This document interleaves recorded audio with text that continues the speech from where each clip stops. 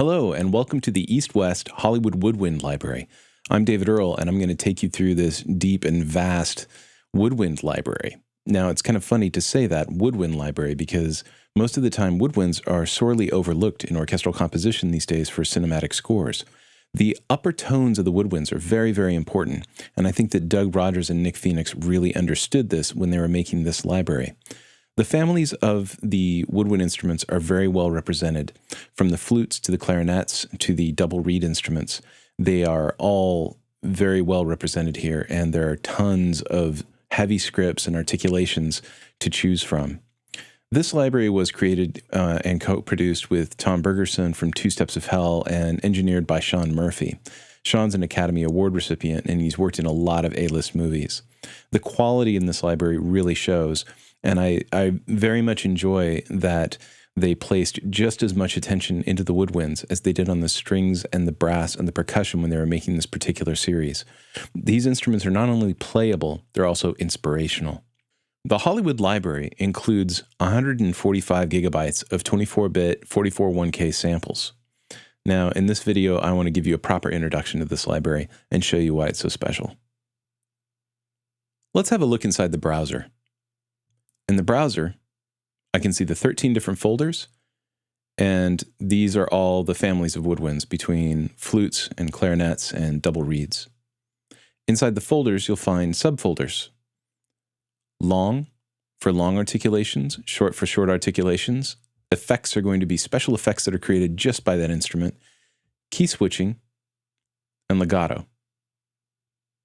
As we go through these folders, some of them will be slightly different, but in general, they follow the same layout. It's going to be very important that you check out the nomenclature of each of these settings. In this particular instrument, alto flute, sus, non-vibrato, vibrato, full, niente, that's about as long as the name's going to get. So let's talk about what this means. Sustain means the note's going to sustain as long as you hold it. NV, no vibrato, VB, vibrato. That's going to be controlled by the mod wheel. I know this because when it says full, we actually have control, separate control over vibrato and expression. Niente means that we can actually bring this instrument down to almost nothing. So you should get into the documentation and become very familiar with why these are named the way they are. It is definitely not arbitrary. Now, let's look at the player. On the left-hand side, we have the system settings, MIDI port, channel, transposition, velocity minimum, velocity maximum, voice limiting, and then bit depth. If you have the Diamond series, you can select between 24-bit and 16-bit samples. At the bottom, we see this envelope. This is an amplitude envelope that we can use to augment the sound. We can actually change how the sound behaves, its volume pattern will behave. In the middle, we have all of the articulations. So in this particular instrument, we have sustain, non-vibrato, vibrato, and release. How we travel between these different articulations is determined by all of that nomenclature that I talked about in the patch. On the right-hand side, we have a stereo doubling effect, which basically will widen the sound and put it in the left and the right side. Reverb, these are a ton of impulse responses that are given to you when you get the play engine, and you can choose between any of them and add that to this instrument to add realism. Below that, you have a mixer for the microphones. So the microphones in the Diamond library, you get close mics, mid mics, main mics, surround mics, or vintage mics. All of these mic positions are very well laid out in the literature, and you should definitely check it out. You can turn on these various mics just by clicking on them, and that loads them right in. You can pan, you can adjust their volumes, and you can mute. You can also adjust where they're going to go. If this is set up as a multi-out instrument, you can send each mic group to a separate output. On the right-hand side, we have our master channel. Gives us our channel source, master tuning, we have coarse tuning and fine tuning, panning, overall volume output, mute, and solo. On the left-hand side, these performance scripts were something I was going to wait on. I know you saw me pass by them. Well, round robin reset. So round robin is when you hit a key twice, it won't play the same sample twice, if that's built into the patch.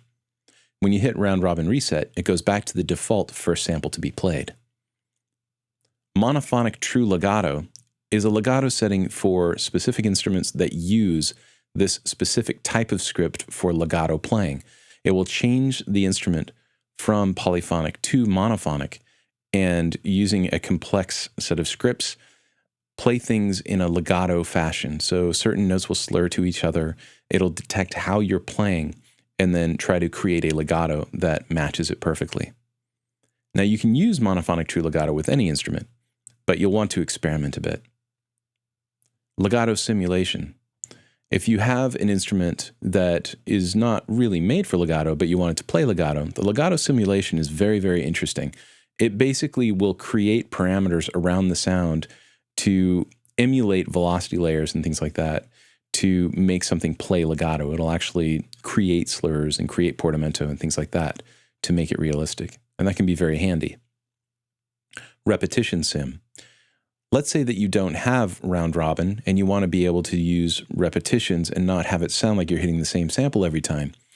Well, you can turn on the repetition sim and it will create all of the little variances and randomizations in the sound to make sure that it doesn't sound like you're hitting the same sample twice. Finally, portamento simulation. When you go from one note to another, it'll create a slide in pitch. Okay, now that we have all that together, let's check out some of the sounds in the library.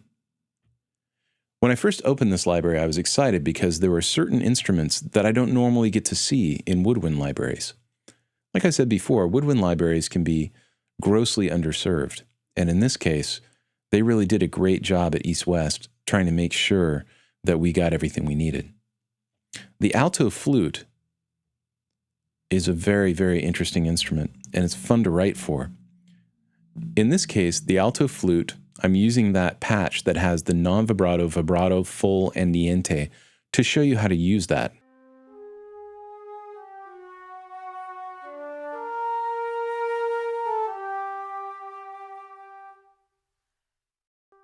So on the Alto Flute, if I hide play for a moment and open up the piano roll editor, I can see that I have modulation data, and the modulation data is controlling the vibrato. And over here on my controller, I have an expression channel. So that's controller 11. I'm going to use controller 11 while it's playing to show you how it plays along with the vibrato.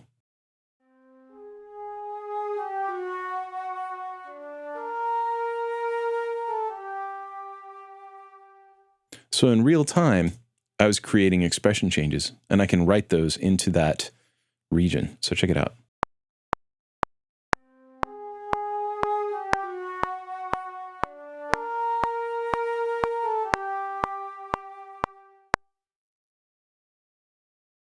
Open the piano roll editor, there's modulation, and there's my expression. In the full patches that you see within the Hollywood Woodwind library, the separation between the mod wheel and controller 11 is really pretty cool and offers a lot of expression. I highly recommend getting into it. Another great instrument that can be underserved is the bass clarinet. In particular, I really like this bass clarinet short round robin because it shows off how round robin can sound very realistic. Check this out.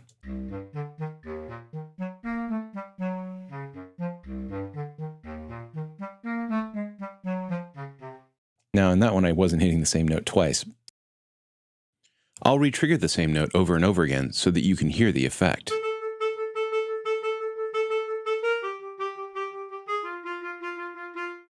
So it never gets that effect that we call machine gunning, which is where you hear the same sample being played over and over again. Now, the mod wheel isn't just used for volume and vibrato and things like that. It can also be used to change the lengths of certain notes.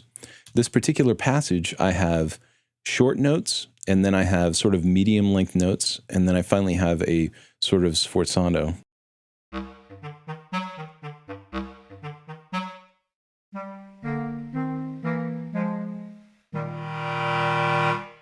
So that's all built into one patch.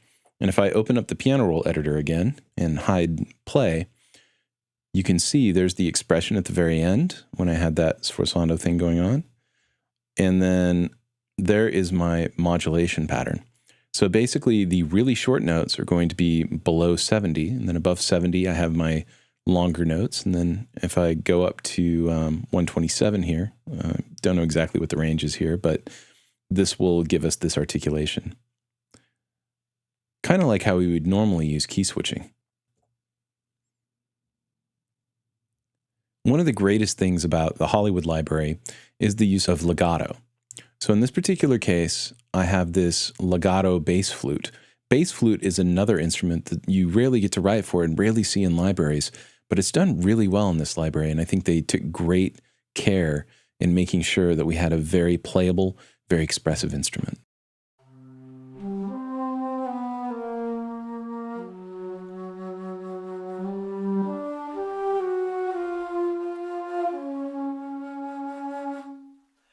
Just beautifully done. Getting into our bassoons, what I really love about this particular bassoon patch, it uses legato, and at the same time it has an attack at the front end of it. So it sounds very articulate, and it's a lot of fun to play.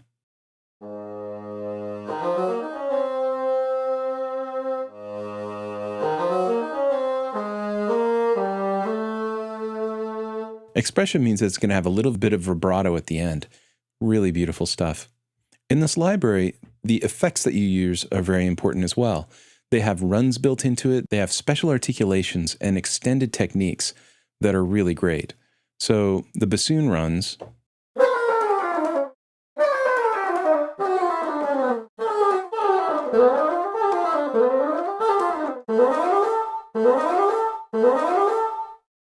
Those can be really handy in the middle of a piece, right? Getting into our clarinets, we also have these things called slur runs. The slur runs are fantastic because you're able to play the instrument very, very quickly, but you still hear the articulation of the instrument. So it never gets lost. It doesn't sound like a bunch of mush. Another instrument that's hard to get in a library and have it done well is the contrabass clarinet. I just love that. So check this out. This is the E-flat clarinet. This clarinet's in a slightly different range from the other normal, or the most commonly used clarinet, the B-flat clarinet, and it has this beautiful reedy presence and it makes for wonderful melodies. Listen to how expressive this instrument is.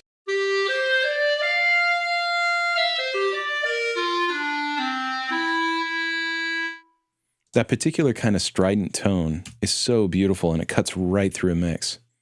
We also have English horn. In this particular English horn, it has a key switch available to it, and I'll show you what those key switches do. So I'll play the same line. You can see the key switches down below, and as I play through them, it's changing the articulation.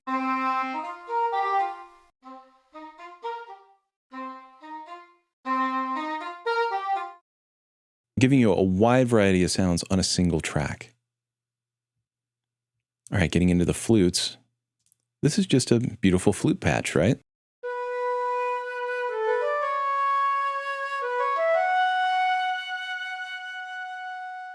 One thing in particular that I love about the flute tones in this, and you'll see that this is another one of those full patches where we get control of a vibrato and expression at the same time, is this flute sounds really rich and dark and warm even when you play it in a high register, which can sometimes be hard to find. One of the fun things that you'll find in these Hollywood orchestras is the special extended techniques. So in this particular one, we're singing into a flute while we're playing it.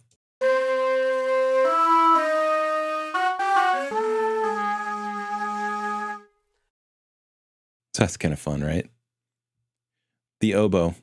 One of the most expressive instruments in the orchestra. Really beautiful for melodies, and when you have a playable oboe, you can get some great things out of it.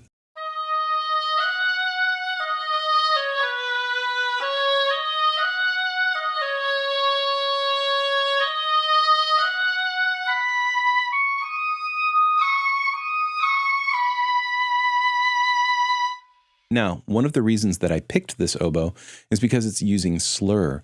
You can hear that as it passes between notes, especially in large intervallic jumps, it has that little slur in there, which really lends reality to it and sounds very expressive and emotional. When we get into the piccolo, I'm going to use an extended technique called flutter, where you're fluttering your tongue while you play it. Wonderful extended technique. Another example of how they're using extended techniques in this library.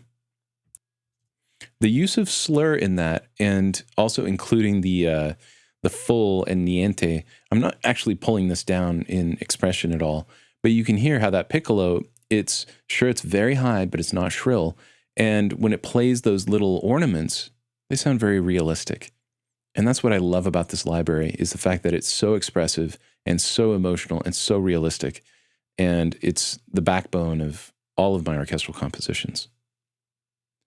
So now I'd like to show you a demo of the Woodwinds playing a piece that shows off how this sounds when they're all playing together at the same time. Thanks for joining me through this library, and I'll see you next time. Take care. Ciao.